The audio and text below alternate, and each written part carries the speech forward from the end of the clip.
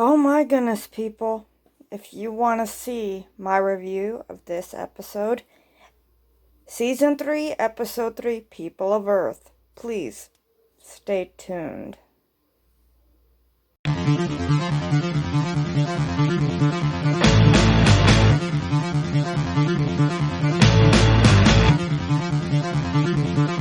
Oh my gosh, people. Today I'm doing the review of People of Earth of Episode 3. Let's get into the spoiler-free reviews really quick because I kid you not. Oh my goodness, how do I say this? Was a damn good episode. We got like good character developments. And it did make me cry a lot. Like, really made me cry this episode. Like, it got really good. Like, the Discovery crew spore jumped to Earth to see Earth. And it made me cry. Like, when we get to see those interactions with those characters, like, how they, got to be. Even Giorgio acting like she was a complete badass at the time. Like, she was like, oh, this and that talking. And then the interaction between her and Book were like really badass and shit. And the interaction when they see Burnham, like, it was like a reunion, you know? Like how you see family reunions and shit, and how you see a family member you haven't seen for years. That's what it looked like, because Burnham hadn't seen Discovery in years, but yet Discovery only seen her, what, like a couple of hours ago? That's what it gets to me, that the interactions with these characters and how they reacted, it's like really good. It's like one of those episodes of Star Trek, you know, like how the Enterprise crew, who's transgenerational now, sees the newer Enterprise NX-01 with Archer and them like a reunion. Like, it brought me back to that one episode. Like, really bad, like how they said that the transgenerational aspect, like, really good in this episode. And I'll get to that in the spoilers. But what I see in this episode is that it's like you get everybody in one moment coming together, acting like it's real good. Even Mary Wiseman, aka Tilly, who plays as Tilly, she was really good in this episode, where she had me crying because she's talking and talking, and it's like really good. And then you got Book, who's missing his cat. It got me emotional. Like, you know, he's attached to his animal. But in the sense of the spoiler-free thoughts and reviews, is that when we see the new characters come into play, we see them interact in a way that it's like they're doing a choreography. The music was on fucking point for this episode. The music was on point. It had me crying in some parts. And in other aspects of this, it comes like together, where you see these actors acting their characters with such finesse. Even Giorgio, Michelle Yeoh being a cold, heartless bitch, which I am saying the B word, excuse the B word. And she's being an ass. And you see her in the episode, like Michelle Yeoh character. She played the character of a dead evil sorcerer. Not dead evil sorcerer, but like an evil empress. Really damn good. And she's still playing that role of a dead evil Terran. Like an evil human. Like, it reminded me, I don't know what Mira episode it reminds me of how she's acting and stuff. You know, we never get to see the Emperor in the other Mira episodes. We never did. We never get to see it. Now, it's the first time we see it. We see her and she's helping the crew, and we get the interaction with her in book. The actor who plays him, I forget who it is, having a good interaction where he gets who she is. Like, he knows that she's evil. And we get Saru, who's coming up, and how Doug Jones is acting his character so finessely. Like, he was born to do this. Like, really good. And then you get the lady, the 16-year-old girl, I think, Finesse or something like that. How her actor comes in and does a phenomenal job on it. Even saying that it was crazy to see that. Well, then we get to see all the other characters, like the guy who plays Denmer, spot on. Really emotional between the actors. Really emotional between the actors. They hit it spot on point. Spot on point. But let's get into the episode, and let's see what happens in this episode. If you haven't seen the episode, stop right there. Don't go any further. Go watch the episode and come back. I'll always be here, so we could talk about it. Let me read what the episode's about. Finally reunited, Burnham and the USS Discovery crew journey to Earth, eager to learn what happened to the Federations in their absence. So, you remember United Earth. We see them. Yep. And you know Archer and his crew part of United Earth before they became Starfleet. That's what reminded me of United Earth from Enterprise, before the Federation was formed. It was a good episode, dude. So, we get off where Burnham comes on the ship, and she's hugging, and they're all hugging her, and she's saying, like, I have seen you in a year. Her and the interaction between her and Tilly were on point, where Tilly's like, I like your hair and all that, and she's like, thank you, and having fun, and Tilly's over there messing with the badges, and they had badges on the wall of all the people who died on the Discovery, and they're honoring their memory that way. And she, we lost good friends, blah, blah, blah. And Tilly looks at it like she's crying because she's happy to see her or something. Like she's about to cry, but she's not. And then we get it where, Book is they're talking, and he's like, Discovery's going to be a target because all the lithium. But that's later on. I'm skipping. So let me go back into that. So then Burnham comes on the bridge and says that we got a lot to discuss. And she's like, no, we don't. She's like, you need to be the captain. You led the Discovery here. Da-da-da-da-da. And she lets him be captain, and that's it.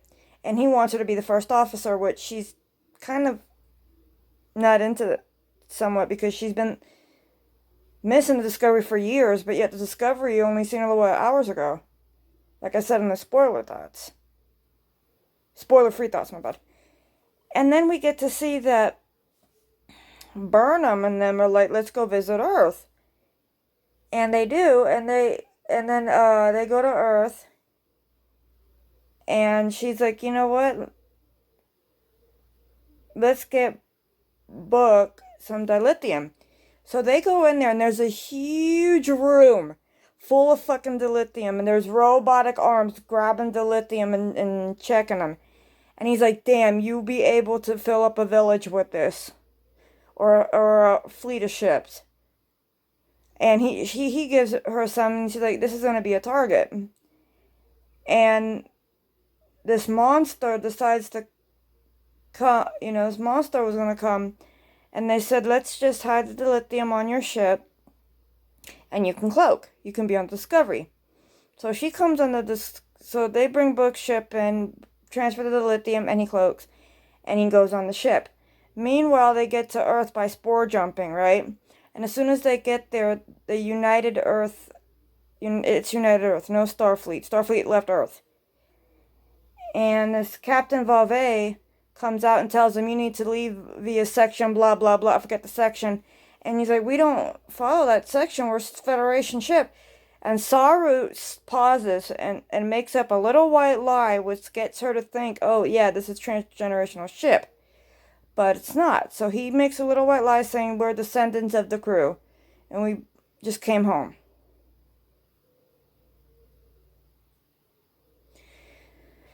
So then Bob beams on board with her people, just like checking out the Discovery. And Buck has to wear a uniform, which I admit he looks pretty badass in the Starfleet uniform. Pretty badass. But Georgiou comes out and she's wearing an admiral's uniform, saying it's fitting. And I was laughing my ass off. She thinks of stupid ways, but they're ingenious. And here we get them, and then they say, well, we want you. Then this monster comes out. I forget his name. He's from Titan or whatever like that, mining colony. And later on we find out he's a human. So he comes demanding dilithium, and Burnham goes on bookship with him trying to distract the alien so the monster Wynn or whatever his name is to get him because they wanted to trick him or something like that. And meanwhile, Saru and them wants to visit Earth, but they said, no, you need to leave. So Discovery takes a hit from United Earth. And they find out that the admiral that sent a transmission 12 years ago asking anybody from that Starfleet to come to Earth. But he died. And we find out that he's a Trill. So then we come along where it's like Burnham and Book are trying to get this alien, and they make a deal. And Bob is there while they're scanning. The 16-year-old girl, I forget her name, she comes out and she tries to sabotage Discovery because she wants to stay there, and she was waiting for a Starfleet ship to come by. And it's like she's in the corridor doing her shit, and Stamets knew what she's up to. And finally they got the alien who keeps coming and sabotaging. And they come in, and automatically we see all this come together. Like United Earth, it reminds me of United Earth when in Enterprise. It reminds me of that. So then they come back out, and Burnham and Book come in with the alien, and they take off the helmet. And it's a human, and he said he's from Titan. And how they're researching, they call for help, and nobody sent help. And now he has to do a deal, because United Earth is harboring dilithium, not even sharing it.